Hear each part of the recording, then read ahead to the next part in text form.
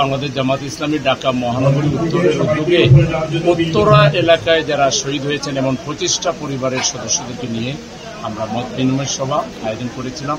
আর আমাদের আমিরে জামাত যে অগ্রাধিকার দিয়েছেন যে শহীদ ফ্যামিলির দোয়া নেওয়া এবং তাদেরকে সহযোগিতা করা, কিছু সহযোগিতা তার পক্ষ থেকে ছিল আমিরে জামাত ডাক্তার শফিকুর রহমান সাহেবের পক্ষ থেকে, এটা আমরা পরিবারকে তুলে দিলাম। আর এখানে প্রধান অতিথি ছিলেন আমাদের সম্মানিত সেক্রেটারি জেনারেল সাবেক এমপি অধ্যাপক মিয়া গোলাম পরওয়ার, তিনি দোয়া করেছেন আর শহীদ পরিবারের সাথে সাক্ষাৎ করেছেন, আমরাও ছিলাম।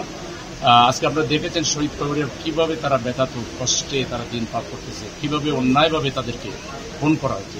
তাদের একটাই দাবি, অবিলম্বে খুনিদের বিরুদ্ধে মামলা করতে হবে, তদন্ত করতে হবে এবং বিচার করতে হবে। একটা খুনি যেন পার পেয়ে না, এই ব্যাপারে সরকারকেও নিশ্চিত করতে হবে এবং আমরা যারা রাজনৈতিক দল আছি এবং সামাজিক শক্তি আছি আমরা তাদের পাশে থাকবো, আমরা তাদেরকে সহযোগিতা করবো ইনশাআল্লাহ। আর আমরা দেশবাসীর কাছে আহ্বান জানাবো, আমরা জামাত ইসলামী আমাদের সাধ্যের মধ্যে সবকিছু করার চেষ্টা করছি।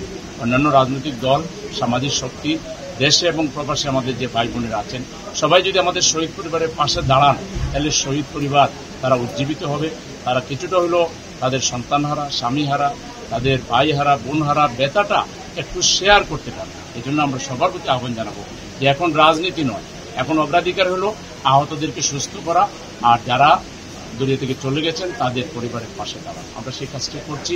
আমরা আশা করি দেশবাসী আমাদের ডাকে সাড়া দিবেন এবং আমরা সবাই মিলে আমাদের আহত ভাইগুলোকে আল্লাহর ইচ্ছায় সুস্থ করব এবং আমরা আমাদের শহীদ পরিবারের পাশে দাঁড়াবো ইনশাআল্লাহ।